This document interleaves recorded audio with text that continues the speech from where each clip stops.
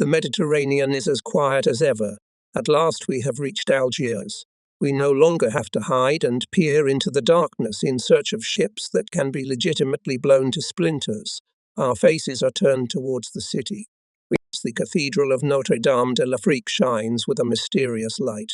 The hot sun, the calm sea, green shores disappearing in an orange haze, dirty grey mountains jutting their peaks into the blue heights, reaching up to white clouds that slowly float to the southeast. We feel a little embarrassed. The east envelops us in a golden cloud, and the presence of our boat here seems incongruous. As we approach the harbour, we can already distinguish the city quarters. The French maps we had been given were not quite accurate. Out of the shimmering blurred whiteness, casino and hotel buildings suddenly emerge. The entrance to the harbour is already clearly visible. On the right side of the harbour, we are passed by a diesel boat at high speed, with wisps of foam flying from it in all directions. It pulls in front, and we are relieved to realize that the boat is going to take us into the harbour. The city of Algiers is quite beautiful. The hillsides show white mansions surrounded by green gardens. The wide streets are lined with luxury cars and beautiful French women in brightly coloured dresses, but we are slow to judge, knowing that behind this outward splendour there is poverty and political chaos.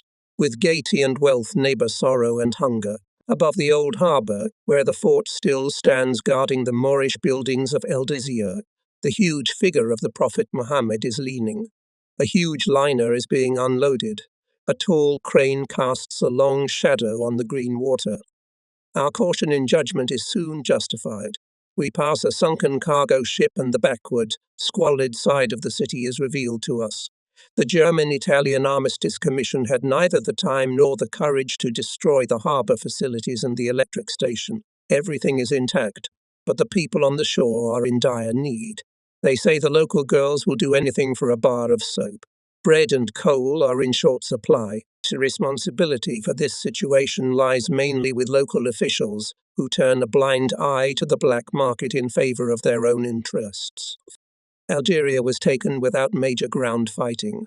The French were somewhat surprised and visibly embarrassed.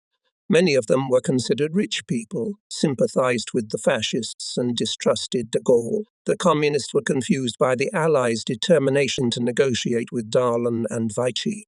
The Arabs were pleased because they were given a lot of money, and all Westerners were regarded as equally stupid. In Algiers at the time was the Supreme Commander-in-Chief with his staff and many journalists who were not stingy in their praise of the Allies. The whole show was run from one hotel. The senior officers worked in their bedrooms. The younger ones sat in white-tiled bathrooms from Delhi and Cairo. These marvelous events were watched with intense attention. We moored at the far breakwater, bow to the buoys, stern to the shore, and began to prepare to go into the city. Even here the war reminded of itself. Vessels with broken and bangled sides were towed past us. Nearby ships with aeroplanes and tanks on their decks were anchored. Unloading work began in the morning under the bright sunlight and continued at night in the blue light of imported arc lamps. Hundreds of Arabs crowded round the wharves. They moved huge crates, cars and aeroplanes by hand. The military controlled the docks, water carriers and tugboats. We watched with bated breath the skillful work of the special units. One could feel good preparation, excluding the possibility of unpleasant surprise. There were almost no military units in Algeria. The troops were at the front and in rest camps outside the city. The Americans remained at Oran and Casablanca. There was little entertainment ashore. We went to see James Cagney, although he switched to French, and to the cinema when they started playing American films. There was a club in town with an unimportant cabaret and a few restaurants that served dishes that for some reason had cauliflower as an indispensable ingredient. To eat in town, you had to start at 7:30, otherwise you had to wait at the counter for 2 hours. As we waited, we lost our appetite and the problem solved itself. Some of the Algerian wines were quite good, and we savoured them when our own supplies ran out. At first, we were not able to go out of town, but later the Americans gave us a couple of jeeps and we travelled whenever and wherever we wanted. Tialetti Hotel, where the military and journalists were housed, was known for the most expensive women. 5,000 francs a night. At the long bar, we sometimes met school friends and recognized faces we had not seen for years. These were unforgettable encounters. Unfortunately, the hotel restaurant would close too early, and we would go to other places to continue our revelry.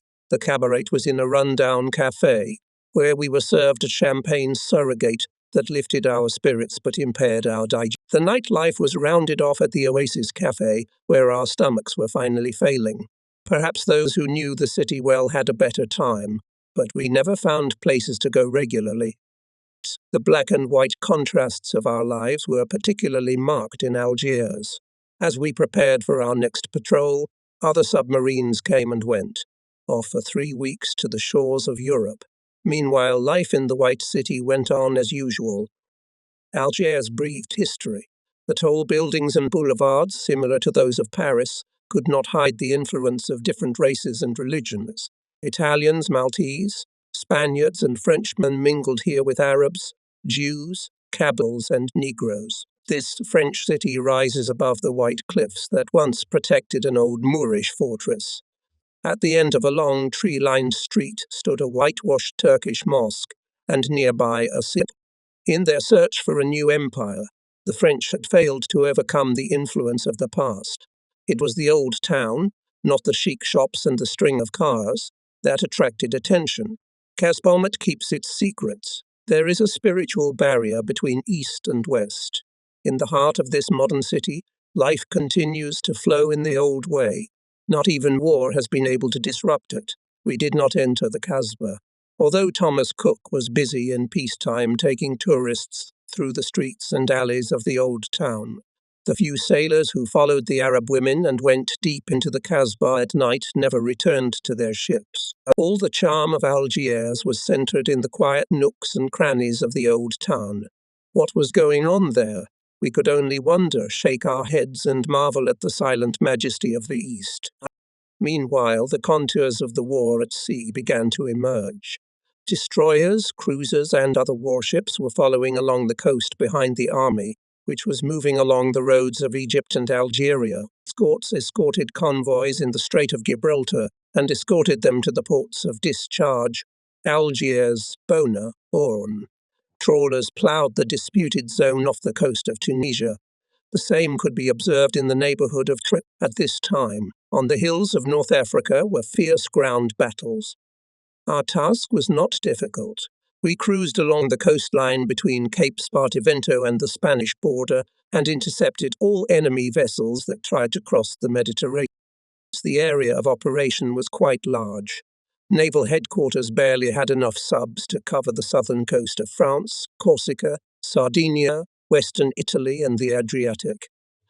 Alexander wanted Rommel to get less fuel for his tanks. Additional sea communications were of great importance to the Germans as their railway network was overloaded. The actions of the British submarines were tactical and at the same time strategic. We wondered what the next assignment would be. Meanwhile, Algeria had begun to be bombed and its bright night lights had faded somewhat. An hour ago the sun had set. The sky has darkened and the city is a cluster of lights. It is remarkably quiet. So quiet that from the deck of the floating base you can hear people talking at the other end of the harbour. From far away comes a beautiful waltz melody. We have arranged a dance party. Couples are slowly circling in the wardroom.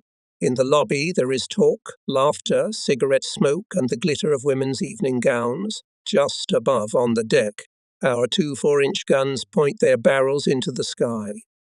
In the dark water of the harbour, the reflections of the lights are reflected. Opposite the floating base are 2 cruisers.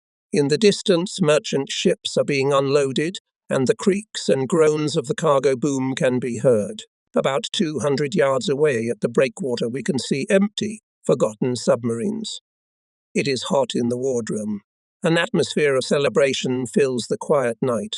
The girls are happy that they are dancing on board for the first time since the naval sailors arrived in port. Let there be enemy submarines sneaking around somewhere out there in the distance. Let the enemies watch through binoculars from the Tunisian hills. This evening belongs to us, and we enjoy the music that drowns out the murmur of war. I was about to drink my fifth cocktail when enemy planes appeared in the sky. While we were preparing to welcome our guests, the junkers in Sardinia were warming up their engines, while our sailors were ineptly twirling the girls in a dance. These planes took to the sky, turned south, and were now flying over our heads. At the first explosion, we froze with surprise and stared out the open portholes. A column of flame rose above the shore, and the air was filled with an acrid, sweet-smelling odor. Then everything went into motion. Battle alarm! From the loudspeakers came the calm voice of the announcer. The girls were frightened but remained silent. The silence of the night was broken by the sounds of explosions and gunfire. On deck, our 4-inch guns started talking. Above the cruisers appeared bright flashes. It was firing anti-aircraft artillery. From all ships standing in the harbour, streams of red tracer bullets shot into the sky, cutting through the darkness. The explosions of anti-aircraft shells lit up the sky. It was the grandest fireworks display I had ever seen. I went up on deck to see the new rocket battery in action. The whistling barrage of flame swept over our heads, and we instinctively ducked. The sky to the east lit up with frequent flashes. It was one by one the 60 rockets that had been fired exploded. Several burning wrecks fell into the bay. At that moment, it was difficult for us to assess the possible consequences of the air attack. 6 planes approached from the north, from the hillside, and dropped aerial torpedoes into the harbour. One of them hit the side of a merchant ship standing next to a floating dock. The pier where our guests had left their cars was blown to splinters. Return fire from the shore shot down 3 planes in 3 minutes. Good shooting, a 50% hit rate. I ran down the breakwater to where the subs were standing. From the loudspeakers came a sharp command: "Pay attention to the men running along the breakwater. Do not lose sight of them." Sometimes during the raid, enemy saboteurs landed on the shore. My position was dangerous enough. From time to time, the blue light of the searchlights fell on me. Then I waved my hand and tried to smile to be recognized as one of my own. Everything ended safely. I reached the submarine just as the second group of planes was approaching the harbour. I stopped near the watchman on the bridge and gave the order to open fire with machine guns. It was our first battle, our first participation in the fighting. Fires were blazing on the shore. One ship was burning as well.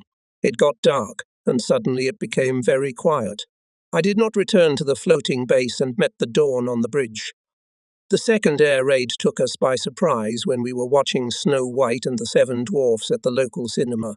The anti-aircraft artillery opened a heavy barrage and the film immediately stopped. We sat among the disappointed spectators, cursing the Germans and pretending that the bombing did not frighten us in the slightest, but only slightly annoyed us. The Algerians, on the other hand, did not hide their excitement. They jumped up from their seats and loudly demanded the continuation of the film. But their call was not heeded, and we crowded outside, where we nearly suffocated in the puffs of smoke emitted by the highly efficient smoke machines. These terrible monstrosities had been placed all along the front and were working quite efficiently. The damage done by the air raids was not very great. A cargo ship that had been hit near a dry dock sank ignominiously, and water was pumped out of it. The process lasted 3 months, so we got used to the scene. While the Germans were bombing Algeria, the French were cursing. The Arabs were shaking their heads in surprise, and our crew was preparing for a new patrol. The weather had improved. We felt it was time to put to sea again. One day, the commander of the fleet saw from the hotel window, as we board looking around the breakwater, and ordered us to go immediately to the area between Marseilles and the Italian border. This order pleased us. There were no strong winds blowing in those waters, and there were many enemy ships going about. We packed our shorts and overalls and, buoyed by hope, began to prepare for departure. The start of our 3rd patrol voyage was our first real approach to the centre of hostilities. If we were just to appear in various places, it would divert enemy anti-submarine forces from the most important areas off the Italian coast. Our appearance off the coast of Provence would help our friends who were operating further east. It's a quiet evening. We are parting from Algiers and are not very sorry for it. A fresh breeze blows in from the northeast. Short orders are sounded. We salute the floating base. The French tugboat sounds a farewell horn. The artillerymen on the breakwater give us a glance. We leave the harbour. The dome of the cathedral shimmers gold in the setting sun. An escort ship, accompanying an unsteady group of merchant ships, honks a horn wishing us a happy voyage. The shore disappeared into the distance. The darkness has thickened, and in the southeast we can see flashes of gunfire. Another air raid. We smile and sail on, breathing deeply of the fresh air. The sea washes away the last layer of Algerian dust from the steel plating of the boat's hull. The boat commander decided to approach the shore at Cape Camarat and drew a long line on the map showing our course. We were enthusiastic and happy. During the day, the sun shone brightly over the blue sea. The nights were warm, and it was not necessary to wrap ourselves in warm cloths to go up to the bridge. Life seemed marvelous. The future seemed wonderful. One evening, while the crew were engaged in a fierce argument over the divorce laws and looking at copies of English parliamentary reports, someone came in and said that the French coast was in sight. Our submarine had veered too far to the west, and as night fell, surfaced, corrected her course, and headed towards Nice and the Italian border. The moon had risen. At last we were where we were supposed to be. Lots of study and waiting were behind us. Engineers would organize the light camouflage well. Only lonely beacons flickered on the shore. There were no bright lights that one expected to see. The darkness meant that the enemy on the shore was not slumbering. The windows were darkened even in the small houses on the hillsides. At dawn we approached Monaco. As soon as the first rays of sunshine appeared, we plunged in and moved slowly towards the shore. Our periscope zigzagged along the surface of the water. The first morning periscope sighting was always the most exciting. As the darkness receded and objects appeared with ship-like outlines, we continued towards the shore, and with each passing minute the town and harbour became more and more visible. We discovered the anchored ships within the first 2 hours after dawn. A low mast, a jet of smoke, a barely visible chimney, an observer aeroplane hovering high in the sky. These were the objects we were searching for. Monaco was quiet. There were a few yachts in the harbour. A little further out, on a rocky promontory, was a coastal battery. There was no particular activity to be seen, so we turned west and sailed along the beach. On the beach, German sailors and soldiers resting after their service were lying blissfully on the sand. Whenever I lay on the beaches of North Africa in the same way, in the company of swimsuit-clad girlfriends from the auxiliary service, I could not help thinking that we were being closely watched from an enemy submarine creeping up on the shore and risking to run into a mine. We found nothing that day. During the night, the visibility worsened. The sea remained calm, but the stars and horizon disappeared in the haze. It was very quiet. I strained my hearing, hoping to hear the sounds of cars or trains coming from the shore, but about midnight, the assistant commander noticed a dark outline of an enemy destroyer astern, but the convoy was closed by a thick veil of fog. We plunged in. The destroyer circled above us a little and went to the east. An hour later we surfaced and headed towards Nice. The shy moon coloured the foggy night. The next morning near Nice our gun fired the first shot towards the enemy. Half a mile from the shore we spotted a small self-propelled barge. It flew the French flag and seemed quite harmless, but its holds were full, and it was our duty to stop any sea transport. Of course, our first target might have been bigger, but she was a fish out of water. We sounded the alert, opened a torpedo cellar, and surfaced in the blinding sunlight. The barge is small and not easy to hit. A few 4-inch shells passed by and, bouncing off the water, flew towards the town. Holidaymakers on the beach, like alarmed ants, began to scatter in different directions. This day in Nice was off to a fun start. Eventually we hit a barge. One of the shells tore apart its hull and brought down the mast. The crewmen ran in, launched a dinghy and jumped into it. At that moment smoke appeared from the barrel of the gun standing on the cape, and a moment later the first shell fell not far from us. For some reason we were sure that the coast batteries were manned by inexperienced Italian reservists, and the fairly accurate firing of this gun was an unpleasant surprise to us. Its shells were coming closer and closer to us, and we dived in for good measure. The explosions above us continued for some time longer. This was the first vessel we destroyed. A small barge sank in front of the enemy. We hardly caused much damage to German supply depots, but now here, most likely, will be sent to patrol ships and anti-submarine air patrol, which will weaken the enemy's position in the Tyrrhenian Sea and require an increase in the number of civilian employees in ports and air bases on the French coast. Apparently, no aircraft were sent to search for us. We continued along the coast to the west, remaining at periscope depth. That night I smelled the pleasant odor of the pine trees growing on the shore. The clouds parted and stars twinkled in the firmament.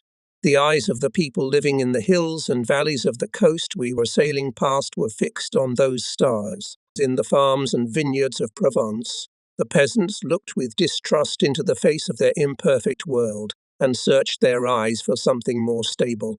In the unchanging majesty of the stars they found hope for the future and believed that after the dark night would come the bright morning. Every man who looked up to the sky from these picturesque hills, whether French, German, or Italian, listened to the beating of his heart and wondered whether the mad passions of man would not finally extinguish the fire of life on earth. Perhaps he found the answer to this question in the unchanging pattern of the constellations and realized that his own coming into and leaving this world was only a tiny speck on the endless canvas of time. We, too, sometimes looked up to the starry sky and asked ourselves questions that were difficult to answer. The earth was slowly turning on its axis. A new day came over the mountains of Asia Minor, warmed the valleys of northern Italy, and found us travelling westward near Toulon. Before the sun rose, we plunged into the golden sea and swam underwater. In the vicinity of Toulon, we first spotted a tanker. It was out of range of fire and calmly entered the harbour, escorted by the angry look of our watch officer. Having overcome the temptation to follow the tanker through the minefields, we decided to let it go in peace and set course for Marseilles. The sea remained calm.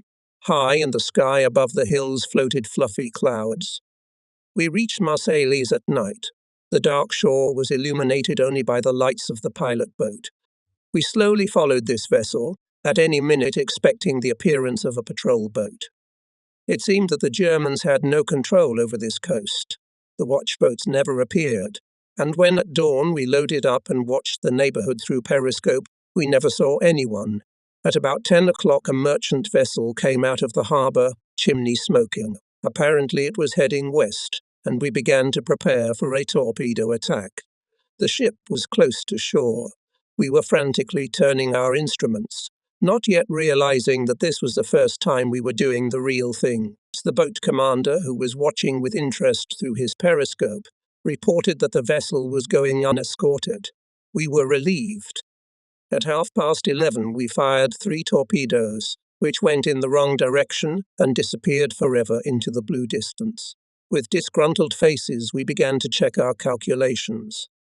This failure did not shake our determination to punish the intruder. Quickly surfacing, our boat chased the tidbit. The engines vibrated, the bow of the boat cut the water with noise. The gun crew took up position at the gun. We watched closely the high masts of the vessel, intent on breaking the blockade. The identity of the vessel was no longer a secret to us. The name in large letters on its bow indicated that it was technically a neutral vessel flying the Spanish flag. However, neutral ships travelled in these waters at their own risk. The British Admiralty allowed some ships to pass freely by these shores, provided they gave advance notice of their cargoes and sailing times. In accordance with international agreements, special routes were established for such ships. Our target, however, was sailing a completely different course and was also blacklisted for trading with the enemy. We loaded the gun. The shell casing glistened in the sunlight. Submarine attacks have always occurred in different ways. One method has been to surface close to the enemy and strike a stunning blow with all available means. This method is very effective when the target is armed or fast-moving, but when dealing with an unarmed merchant ship, one can afford to be a little careless. We could surface at a great distance from the enemy, take our time to reduce him, and open fire from a long distance, calmly adjusting our fire, but it was never possible to anticipate how the target would behave. Our Spaniards behaved in an exemplary manner. We opened fire on the offending vessel when we got within 3 miles of her and hit her twice. The vessel rocked, but continued to move forward. We fired again, and there were signs of confusion on board. It appeared that for the first 10 minutes, the ship had not realized our presence and thought they were being shelled by a German shore battery for the captain, who was about to break the blockade. The artillery fire was an unpleasant surprise, but he continued on his course in the hope that he had been the victim of a foolish prank. When the captain finally realized the staggering fact that he was being pursued by a submarine, he immediately ordered the vessel stop. This vessel had to be sunk. It was not far to the enemy's shore, and scarcely from thence they watched all that was happening with indifference. While the Spaniards were hurriedly launching the lifeboats, we maneuvered about to take position for a torpedo attack. Our boat stopped about 300 yards from the vessel, and as the last of the crew left her, we turned round and launched torpedoes. The first went forward, but suddenly decided to turn to the right and swept away towards the shore, while the Spaniards were waving their fists at us from their dinghy with angry faces. The second torpedo blew the side of their vessel to pieces. We watched with satisfaction as it went down. The explosion of the torpedo somewhat pacified the shipless sailors, but as our boat approached them, they became angry again, showing their hostility. We stopped near them and asked the captain to come up to us. He stepped to the gangway we had lowered, but was overtaken by a small, skittish man who appeared to be the stoker. When the ship's captain finally came up to our bridge, we sailed south. The little stoker shook his head excitedly and grinned at his former sailing mates, who started rowing towards the shore with a doomed look. After lunch, the Germans sent out some ancient seaplanes as a countermeasure to our search. As the planes approached, we dived in and watched them circle over the sea. Each time they flew too close, we lowered the periscope and raised it as soon as they moved away. We couldn't run this game if we were dealing with better aircraft and more experienced pilots and observers. They seemed to tire of this hide-and-seek first. The last aeroplane flew off to the north as we were having tea. Meanwhile, our Spanish guests were settling into their new surroundings. The captain was questioned in the wardroom, and the little stoker was looking at our 2 impressive diesels with rounded eyes. It was evident that they did not much like being on a patrol submarine, but they tried to behave in a friendly manner towards us.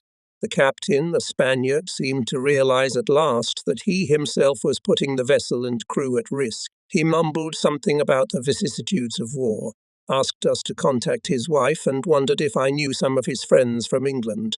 We behaved as befitted hospitable hosts. We found a new toothbrush and other household articles for the captain. That night the weather turned bad. Dark clouds came in from the northwest, and the sea rose up. I think we met the famous Mediterranean mistral. We were having trouble navigating. The stars are hidden behind clouds.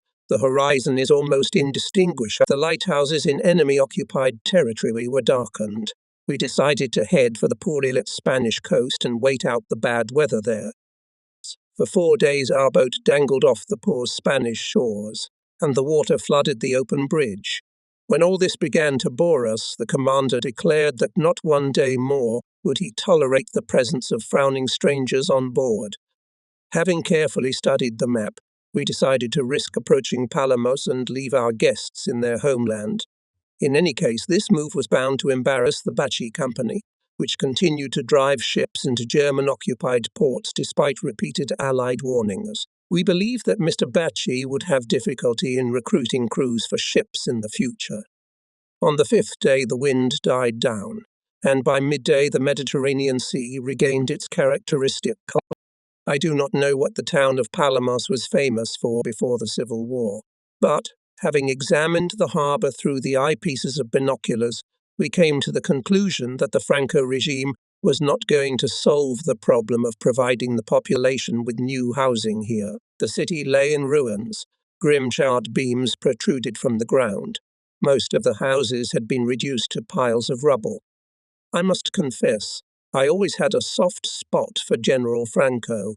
I thought of him as a man trying to pull Spain out of its terrible lethargy and poverty, and was quite surprised when he launched into a pointless idealistic struggle. The sight of Palomas finally changed my opinion of him. I realized that Franco had no prospects in this. The harbour was quiet. A small coaster and a schooner were bobbing on the waves near the shore. For some reason, all the locals wore black. They stood leaning tiredly against the dilapidated walls and looked at the sea. A skinny black cow grazed in a stunted field a little further away. I'm inclined to think that our appearance was the first interesting development since the Civil War ended in these parts 5 years ago. As we approached the harbour and began to move parallel to the breakwater, the men in black who had spotted us stirred, rubbed their eyes and moved towards the stone jetty. There were more of them now, some running towards us down the hillside. We stopped 100 yards from the jetty, and as if on cue the moving crowd stopped too. It split into groups that looked at us with silent reproach. Tension was rising. The scene reminded me of an episode from a sci-fi comic book. Of course, our boat had no identifying marks. We had no flag and no number. The long, ominous hull of the boat took up almost half the harbour, and these men, who until 5 years ago had shot their brothers in the name of some phantom ideals, were probably distraught. How were they to know what else their lowly government had thrown up? Maybe there was a war going on in the country again. Eventually, they decided to find out. A small white motorboat appeared from behind the schooner and headed towards us. We put their tribesmen in it and, without a word, sailed off into the open sea. The land behind us disappeared in the thickening dusk. Our impressions of the day were most gloomy. Could it be that 5 years after the end of our war, the whole world would still be in ruins? How could these people have fallen into a coma of indifference? We looked at the majestic hills that remained behind us and asked ourselves, will we too one day stand like this among the ruins and look out at the sea with eyes full of disappointment and hopelessness? The result of our work was the complete cessation of shipping along the entire Spanish coast. The Germans were left without oranges, and their secret agents, like ours incidentally, began to have difficulty in travelling. The incident of the Palamos harbour call was curious, but of secondary importance. It was necessary to go on with the work and to watch the ports. 2 days later, near Marseilles, we sank a southbound Italian cargo ship. Most of us were asleep when the alarm sounded. We jumped out of our bunks and hurriedly put on our shoes, not realizing what was happening. For several minutes there was a terrible commotion. 60 men were scurrying about the boat, each in a hurry to take up his fighting post. We were in the dark as to what was to be done. Do we dive to a depth of 300 feet to evade the trawl destroyer, or, conversely, surface to sink some pathetic coaster? At the center post, however, all was quiet. The commander was pacing back and forth and talking quietly to himself. The chief mechanic was leafing through an album of photographs for recognizing ships. I was looking at the torpedo firing controls with a confused look. We were at a depth of 30 feet, normal depth. The steering horizontal steersmen were calmly and confidently, as if they were driving a car to Brighton, turning the rudders and steering the boat at the right depth and angle. Some sort of merchant vessel, muttered the commander. No escort in sight yet. Displacement about 3,000. Raise the periscope. The powerful periscope crept up. We watched with intense attention. E-piston engine, reported the hydrophone operator. 80 revolutions. About 8 knots? Yes, said the commander, looking through the eyepiece of the periscope. No escort. Bearing, 20 degrees starboard and 10 port. Range 14. Let's try to feel it with the aft torpedo tube. Italian flag. Good. Lower the periscope. We turned slowly to the left, set a course for attack, and put the aft torpedo tube on standby. The commander hesitantly flipped through pages of Italian merchant ships. We were silently, at low speed, approaching the target, which calmly continued to break the waves in the sunlight. These exciting minutes stretched terribly slowly. Everything was happening in silence. I was turning the little knobs on the torpedo firing control device. Everyone else at the main station was doing their thing too.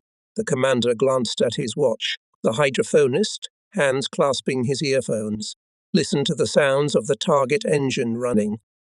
How strange. We're fighting an enemy we can't see. Is this really how everyone fights in this war? Does a pilot's hand reach for a sandwich right after he drops a 4,000-pound bomb on the ground? And how can an artillery officer chew gum while the shell he sent is tearing the Japanese to shreds in the Pacific? Perhaps on a submarine the distance from the enemy is felt especially strongly. The commander gestured to raise the periscope, and the tension eased a little. At least something was beginning to happen. He carefully wiped the eyepiece and looked through it with a long look. "There it is, pretty boy," said the commander. 60 degrees left on the bow. "What course?" 90. "Good. About 8 knots, I think. Bearing 140 port. Range 40. What's the angle of our periscope?" We're relaxed. Most of the work was already done. We knew the ship's course, speed, and distance. As soon as it was in our sight, torpedoes would be launched. To the Italians.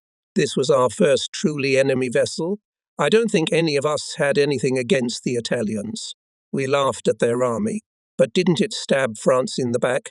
And Poland took the opportunity to grab a piece of Czechoslovakia. We didn't know much about politics, but we knew that the enemy had to be destroyed. I was brought out of my reverie by the commander's voice. Fire 10. As the boat shook. A torpedo with a large explosive charge swept through the blue water at 40 miles an hour. Fire 11. Another shake and a pause. Viewer fire 9. If our calculations were correct, the enemy ship and the torpedoes would at some point converge at one point. We waited. The commander lowered his periscope and said calmly, "I think we made them." I glanced at the stopwatch. The first torpedo should hit the target 1 minute and 20 seconds after launch. The second hand crept leisurely across the dial. And then there was an explosion. We did not hear it, but felt it in our gut. We were waiting for it. And what a pleasant feeling it was. The commander looked through the periscope and announced that the ship was sinking, and the crew was already in the lifeboats.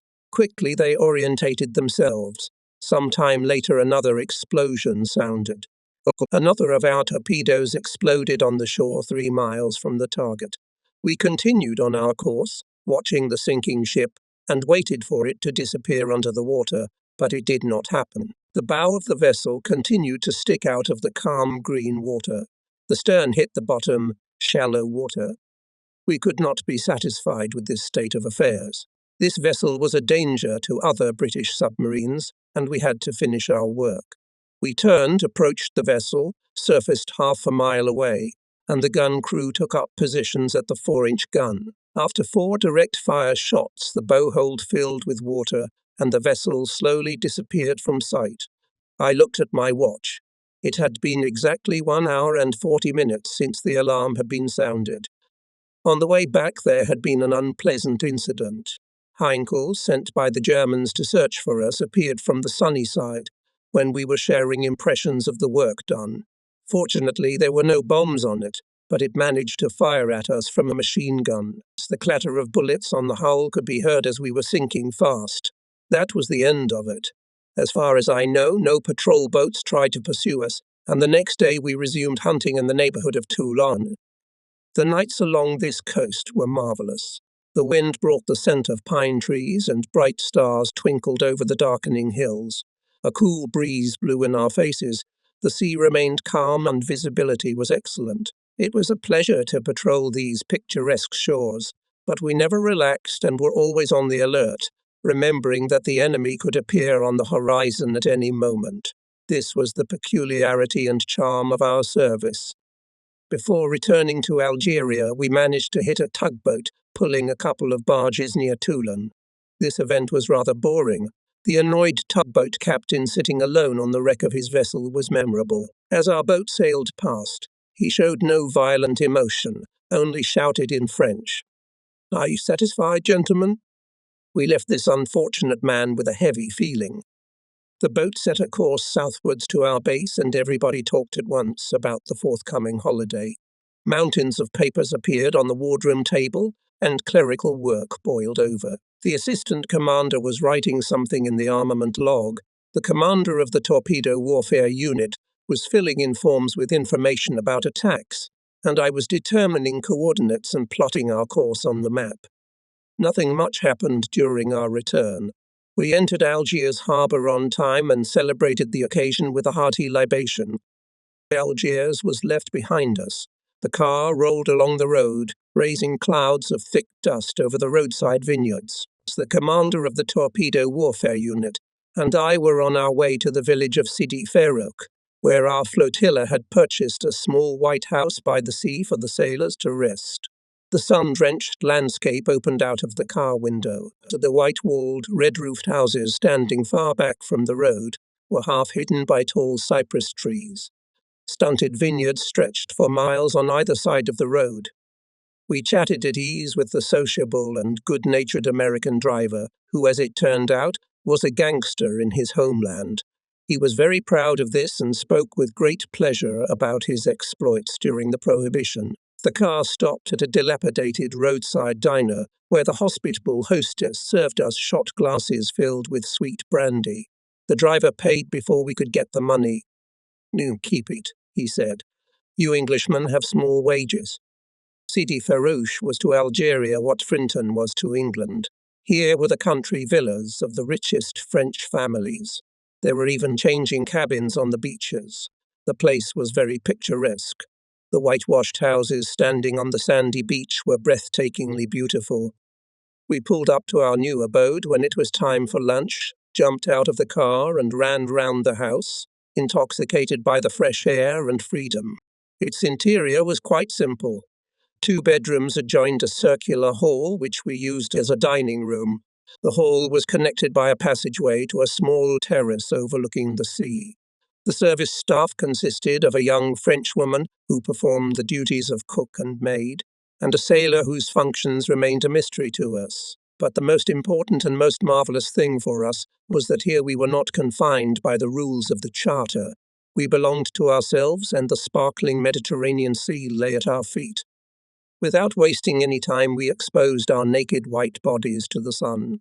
The warm sea water was soothing. A fresh breeze blew in our faces as we walked along the sandy beach. The stars were lighting up over the sea, and we uncorked bottles of Algerian wine. Over dinner, a young Frenchwoman told us about a small hotel nearby where we could eat, drink, and meet military men. At the end of this marvellous day, we left the house to go for a walk and get to know the village better. The geography of our walk was quite simple. The sandy road turned off to the right and followed the beach past the white houses. A little to the north, a path led to the old fort.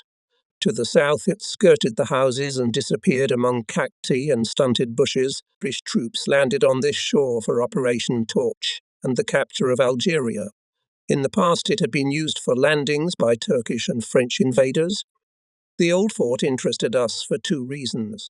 Firstly, it had not fired on our soldiers when they landed here a few months ago. Secondly, it was again in French hands, and we were curious to see for ourselves what the morale of the French army was like. When we arrived at the fort, it seemed deserted. The French tricolour was swaying lazily above the dark tower. Near the main gate, with a rifle slung over his shoulder and a cigarette in his teeth, stood a sentry, a Zouave. This sentry and all the others we saw were strolling carelessly along the fortification, smoking, spitting, sipping wine from flasks, and talking animatedly to each other. Guard duty was for them a time of active social activity. In their spare time, they drank themselves to hell in a shabby pub, and almost always used their bayonets, which they had received under the Lend-Lease Act. I did not see a single officer anywhere near the fort and assumed they were all hiding somewhere behind the thick steps, waiting to see which way the political wind would blow. The inn the Frenchwoman told us about was in the woods about 3 miles from our house, and was a small building with a red pantile roof. In the restaurant there were 7 tables in front of the counter. The cook, a refugee from Paris, cooked splendidly. There we met English officers of Algiers and a few men in dark suits whispering mysteriously in a far corner. Outside the window, the night wind rumbled among the pine branches. A group of students appeared, about to celebrate some kind of holiday. Dressed-up maidens were attracted by their beauty and freshness.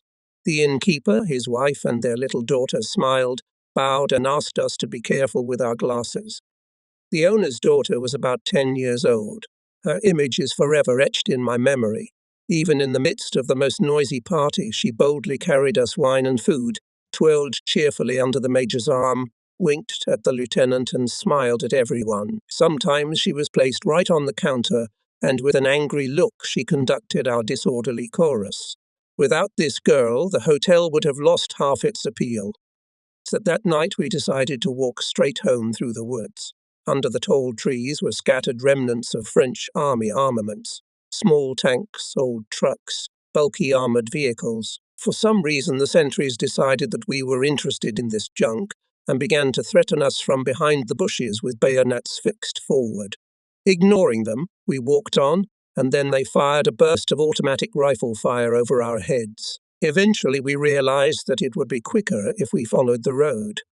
We soon made acquaintances with refugees from France. They would stop to chat with us on the beach. Sometimes we would take their children for rides in a yellow rubber dinghy formerly belonging to the German Air Force. These boat rides made us popular. We began to be invited to visit, where we drank our tea in silence while the French argued incessantly about politics. The villagers of Sidi Farouf were extremely courteous and gentle people.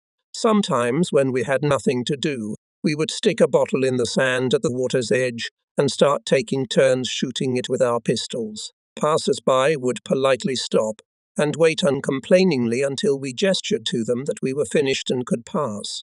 From time to time, a huge crowd of naked, tanned soldiers appeared on the shore. They ran to the sea with loud shouts and threw themselves into the French looked on this action with complete indifference, and the soldiers, having bathed, returned to the forest where their camp was situated.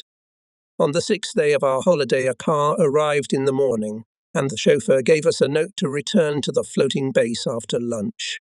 We took a last dip in the sea, said goodbye to our friends, and for the first time in these 5 marvelous days dressed in our uniforms, the car drove off and the village was quickly out of sight. A small procession travelling along the road parted to let us pass. As we looked round, we realized it was an Arab funeral. 2 thin, swarthy legs dangled from a wooden plank. The chauffeur stepped on the gas and the car sped down the road that led to the town, the base, and the woods. For the Italians, the west coast of Italy was their coast and cover for convoys heading for Bizerta. For us, this land was the right side of a triangle. Its base was the northern coast of Sicily, the top, the island of Elba. At the left side of the triangle were the islands of Sardinia and Corsica.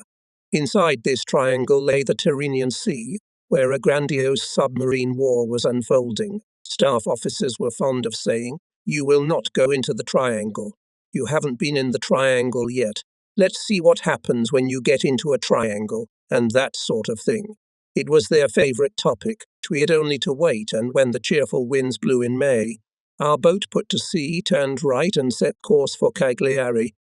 3 days later, we learnt about life. It was nearing noon. At dawn, we spotted a large merchant ship, but could not approach it because it was guarded by a destroyer.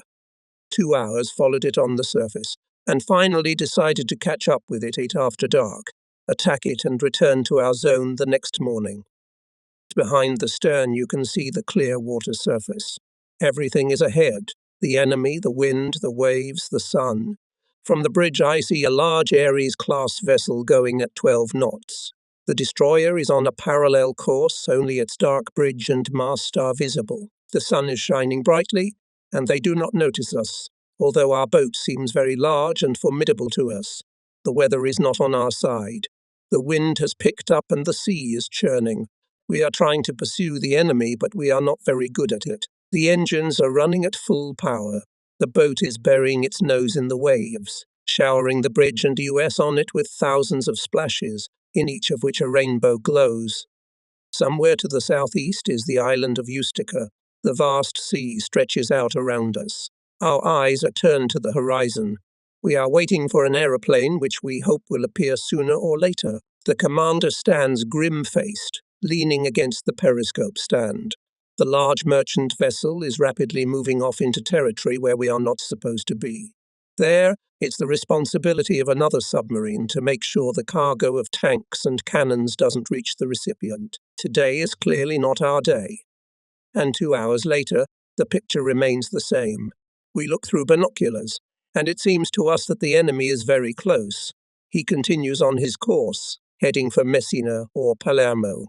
I raise my eyes to him. I wonder if the spirits hovering over the sea are watching this scene. Do they see this Italian vessel and us coming from behind? Or perhaps they see the English submarines taking up positions underwater. Before this ship enters the harbour, it will pass 5 or 6 of our boats. It will have to evade the air watch and endure a night bombardment in the vicinity of Bizerte. This vessel should be very lucky to have its cargo in the front line. I go down to breakfast. There is a clean white tablecloth on the table. The beer cans glisten slightly. Someone is looking through our small collection of gramophone records. 4 miles away, Italians must be having breakfast too. Their tablecloth may not be as white as ours, but they are civilized people like us. Their dry Chianti must now be bright red from the midday sun. 4 miles separate their ship from imminent doom. I eat, read the newspaper, a few copies of which we have brought along for the journey, and ponder the strangeness of war. The English are here, the Italians are there. In our torpedo tubes, the only thing that can connect us, torpedoes are ready to be launched. On the destroyer, depth charges are waiting to be launched. The stage is set for the big action. Shortly after lunch, an aeroplane appears. It descends over the ships, circles over them, and releases 3 bright red rockets. It's time for us to leave. We dive and take a course to the north, hoping that our friends will not miss the enemy and that tomorrow the tanks will rest on the sea. The first day spent in this triangle showed us that there is something to be had in these waters. During the night we surfaced and slowly made our way back to our area of responsibility. We were 600 miles away on a floating base. A telegraph operator, smoking a cigarette, was tapping out a string of numbers on his machine, which then floated through the air, soared to the stars and dropped to the sea, where the dark hull of our boat was breaking the waves. We deciphered them and looked at the map. Our new destination was between the islands of Elba and Corsica, near the tiny island of Monte Cristo. The prospect of patrolling the coastal area excited us. We had always enjoyed watching fishing boats out to sea, watching the smoke billowing from the chimneys above the cottages, and admiring the sun-drenched mountain slopes. Afternoon watch, sitting at the laying table, thinking and writing these lines. I have a map in front of me. When I last determined the coordinates of the boat, we were 10 miles south of Monte Cristo Island. In exactly 5.5 minutes we should be looking through the periscope. I had already had time to admire the scenery. The islands glisten in the bright sunlight. In the west, the mountains of Corsica rise with bluish slopes and snow-capped peaks that go behind the clouds. All around is sea and silence. Nothing disturbs the morning serenity. Even the birds are resting, swaying on the water covered with fine ripples from the light breeze. I get up from the table and approach the periscope. The sunlight blinds me as I peer through the eyepiece. The sea stretches to the horizon. First I make sure there are no planes nearby, then I turn on the higher magnification and begin to leisurely study the sea, land and sky. Almost immediately I notice a row of masts to the southwest. They seem like thin sticks against the yellow sky. I give the order and the boat rises about 2 feet. The periscope lens is now higher and 6 small-lined vessels are clearly visible. They are coming towards us. It all looks so much like an anti-submarine hunt that I can't stand it and call the commander. All the vessels are mechanically powered. The hydrophoneist reports that he hears the sounds of diesel engines working in the distance. The calm atmosphere at the central station instantly disappears, replaced by tense anticipation. The commander comes in, looks through the periscope and orders to denoise the boat. I switch off all fans and air compressors. We watch and wait. Half an hour passes. The vessels appear to be fishing boats. but we remain cautious. Soon we find ourselves right underneath them, very close to their brown bottoms. The vessels appear to be engaged in peaceful pursuits, but their positioning seems suspicious. They may well be equipped with noise detectors and signaling devices to call for a destroyer if necessary. They may be part of some new formation with secret weapons of devastating power. We expect the ships to leave, but they keep circling us. The sailors on deck are fiddling with nets and ropes. The situation becomes absurd. After a while I notice that one of the ships is following us. Wherever we go, its blunt nose follows us. The commander looks through the periscope. Well, if this little fellow doesn't get away from us in 10 minutes, I'll surface and fire on him. 10 minutes goes by quickly. The commander again looks through the eyepiece of the periscope, smiles, and gives the order to dive. Nets begin to be thrown from the vessels. They are indeed fishermen. We spend the rest of the day not far from the fishing boats. This neighborhood suits us well, and when in the evening, having finished their work, the fishermen slowly go westwards and disappear in the twilight, we regret a little that we had to part with them. As darkness falls, we surface and see the lights of the fishing boats, surrounded by twinkling stars. Neutral vessels travelling from Genoa to the Straits of Gibraltar had to notify the English Admiralty of their intentions and round Corsica from the north with the lights on.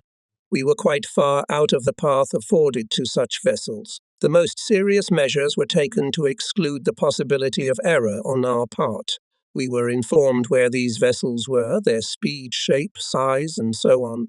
Vessels that complied with the rules established in their own interest did not get into trouble. Those who tried to break the rules suffered an unenviable fate. There were captains who wanted to earn money by delivering goods to the Italians and tried to steer their ships to Corsica. I remember one such case. It was a warm, quiet night. We were beginning to get bored at the top of the famous triangle and felt cheated. There were no furious attacks that we had dreamed of. We were not launching torpedoes at convoys. We were not being pelted with depth bombs by destroyers. There was none of that. Only the sight of the Elbe and Monte Cristo amused us. But even these islands bored us when we had expressed all we knew about Napoleon and Dumas. We were travelling northwards on one engine. From the other at this time, the batteries were being charged. The land had long since disappeared in the evening haze. Even the light of its lights did not reach us, and this made us feel very lonely. It was about 9 o'clock. Leaning over the wall of the bridge, I looked ahead unceasingly. In the wardroom, where the radio was working, there must now be a loud Big Ben blaring, but on the bridge I could not hear those dear to my heart. The silent night was lyrical, but I tried to keep my mind on it and chase away untimely thoughts. It's about 5 to 10, 5 minutes before the end of my watch. We noticed a glow on the left side of the bow. Under other circumstances, we would probably have continued on our way, assuming it was the lights of some fishing vessel, but then we were so hungry for real work that we decided to check it out just in case. We turned west and sped through the darkness at full speed. The alarm sounded and everyone quietly took up their posts. The yellow light continued to flicker in the distance. Our boat, like a night butterfly, circling and fluttering, was rapidly approaching it. Gradually, the light became brighter and brighter until suddenly it split into parts, turning into the bow, mast, and stern lights of a coaster of 1,500 tons displacement. The illuminated flag of the vessel was clearly visible. We could not believe our eyes. Either the Italians had gone mad or the war in the Mediterranean was over, but nothing pointed to the correctness of these assumptions. We slowed down, the gun crew took up position at the gun. Torpedoes in those days cost about £1,000 apiece, and a 4-inch shell about £5, so the order followed gun to battle. The dark barrel turned towards the bright lights. On such occasions I was always very much surprised that we were not noticed. Our boat seemed huge to me, and besides we made a lot of noise, but people felt very safe on the coaster.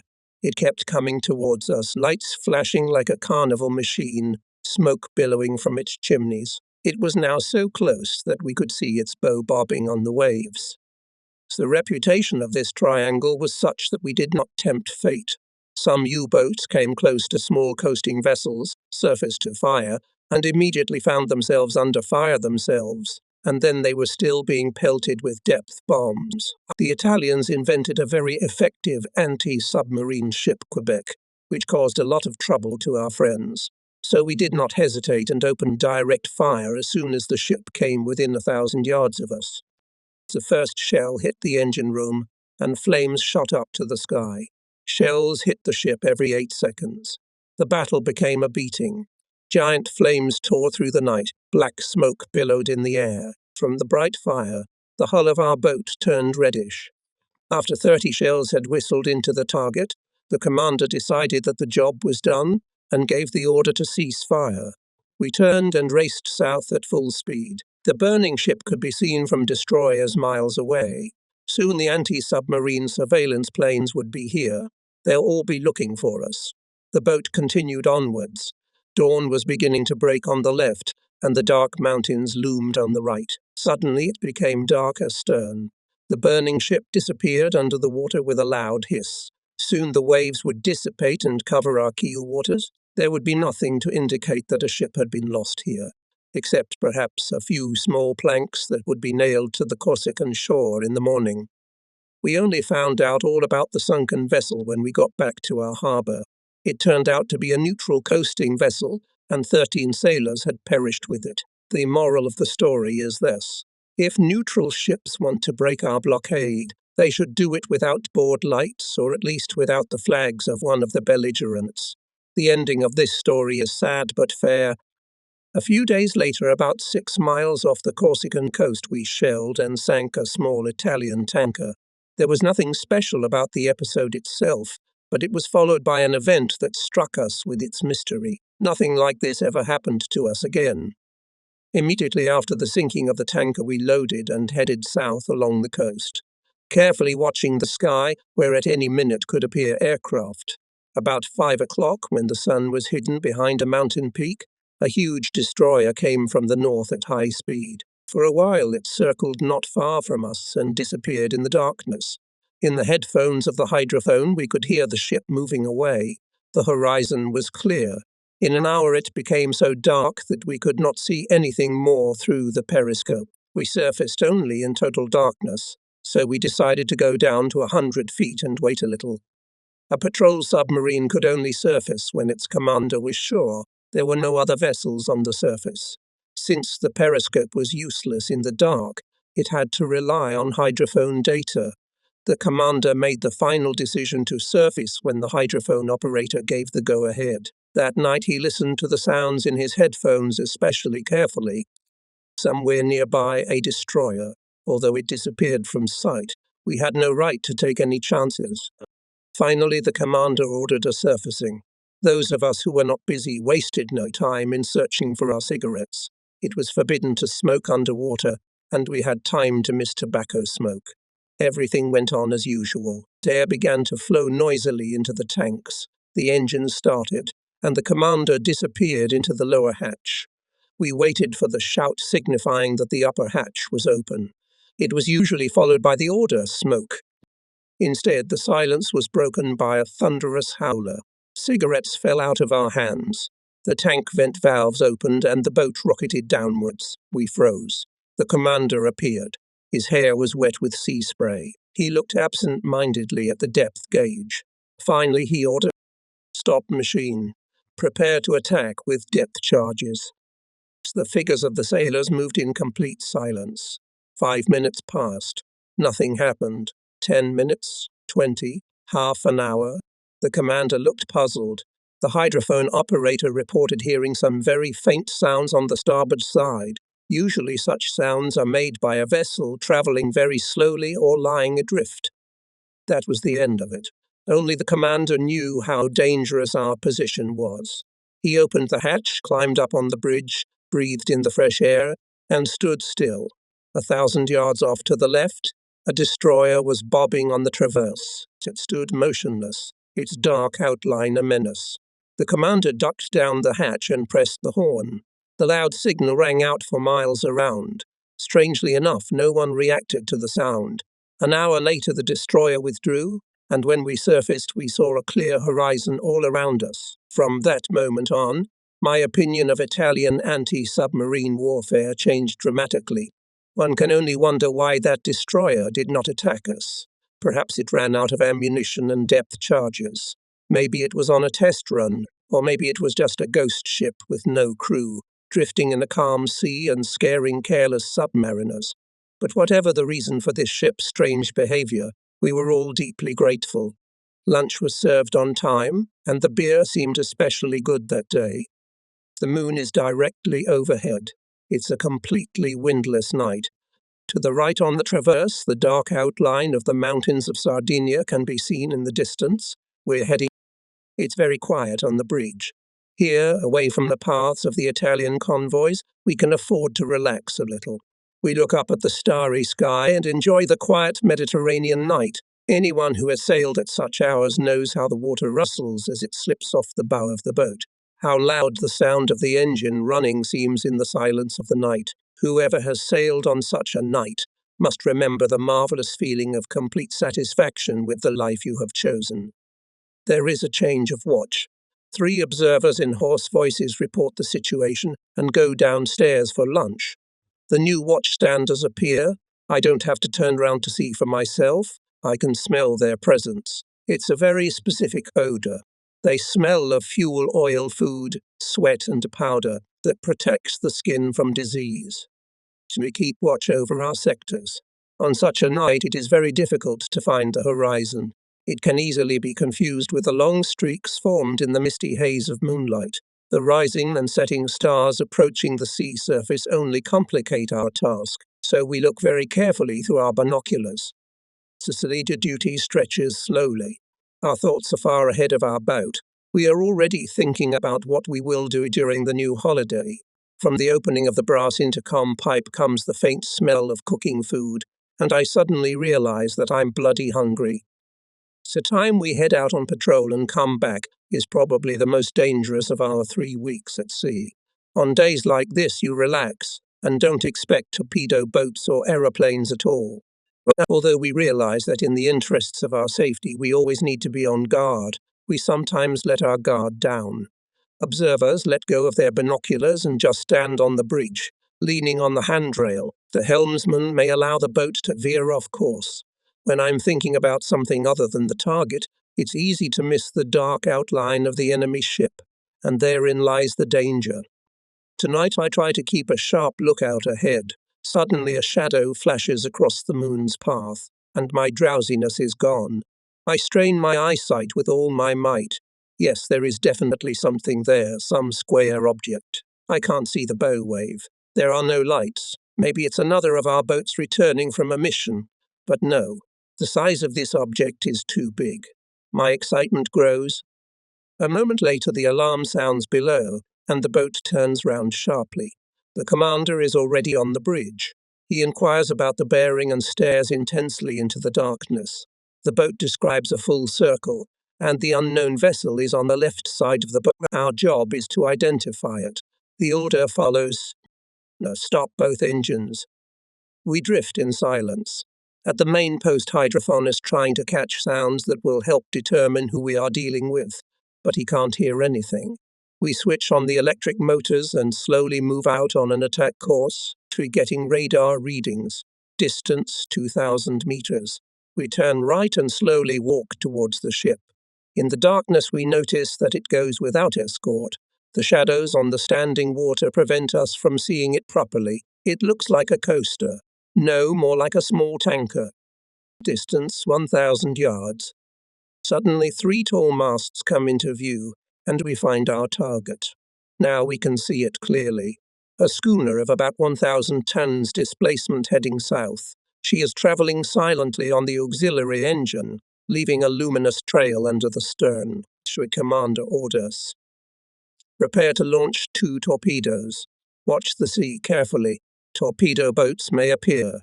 And don't keep your eyes on that damn target. This isn't a film.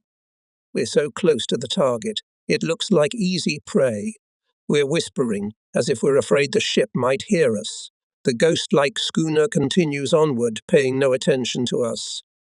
Nobi sexes launch. From the bridge we see the torpedo rush forward, leaving a luminous trail. The aiming line passed directly in front of the graceful bow of the schooner. The ship's hull passed this line, and in a moment the paths of the schooner and the torpedo crossed. This is the most intense moment. Straight into the center of the hull, the seconds before the explosion seem endless, but when it occurs, a tremendous blinding flash illuminates the sea for miles around. A giant cloud of smoke billows into the sky. Ammunition! We fall flat on the bridge. Shrapnel whistles over us, hitting the hull of the boat. The second and third explosions shake the sea. When we rise from the schooner remains only a few swaying on the water-charred wreckage. The crew of the schooner died while sleeping. Half an hour later, our boat continues home. Tomorrow another vessel will not be expected in some port, and the circumstances of its loss will remain unknown until the end of the war. The British submarines carried out massive strikes on the supply lines of Rommel's army throughout the Mediterranean Sea. One flotilla was based in Malta and the other in These submarines travelled between Bari and the Dardanelles Strait, where the echoes of the war in the Mediterranean reached. Enemy tankers travelling from Istanbul to Piraeus passed the islands of the Aegean. Some ships were carrying cargo to the island of Rhodes, others were heading for Mytilene, Leros and Thessaloniki. Several British submarines were operating here. From time to time they surfaced, showing themselves to German and Italian vessels. Even in these distant waters the enemy transports did not feel safe. We returned to Algiers, and after a few days' rest we were ordered to proceed to Malta for patrols in the Aegean. After another 3 weeks we were to proceed to Beirut. The voyage to Malta proceeded smoothly. True, as we sailed past Sicily, some suspicious object appeared over the water against the dark hills, which immediately disappeared. We immediately dived in and listened. A short time later there was a faint explosion. That was all. What it was remained a mystery. Perhaps it was an enemy submarine that shot at us and submerged, or a downed seaplane, or maybe the watch officer was just imagining things. Anyway, we followed the minesweeper up the long channel to Malta and moored in the hot sunshine at the jetty, where the water was as green as jade. The 2 days during which we were on the island passed very quickly. Most of the sailors wanted to get away from there sooner. We didn't like the food in the mess hall. We had never had to climb a rocky slope to take a bath before. Perhaps we lacked stamina, but we all longed to be in the legendary Aegean Sea. Malta was boring. It was no longer bombed or shelled. One day a few German fighter planes appeared in the clear sky. They circled over the island and flew away before our pilots could realize what was happening. The air was filled with the howling of sirens, but no bombs fell on the island. At the same time, our aeroplanes were taking off from Maltese aerodromes, about to bomb Sicily and Italy itself. On the way, they were dropping flare bombs over enemy convoys so that they could be detected by our U-boats. We left Malta in the afternoon. The sun shone brightly, flooding the island with golden light mixed with dark blue shadows. Outside the harbour, the sea had a cobalt hue. A light wind from the hills of Italy was rippling its surface. We had to dive for a few minutes when enemy spy planes appeared on the horizon, but then we calmly continued on our way. Events in the eastern Mediterranean Sea did not attract much attention at the time. The Germans, as well as the British, bogged down in Tunisia, but the enemy garrison in Greece was fighting guerrillas in the mountains, while the few sent to the Aegean Islands were basking in the sunshine and enjoying life, getting along well with the local population. Our task was simple. We were to patrol all over the Aegean and cause the Germans as much trouble as possible. Let them think that our command intended to conduct a major naval operation in this region. Night came, then morning. The sky smiled at us, and the water ripples glistened in the rays of the rising sun. Ahead of us was the Aegean Sea.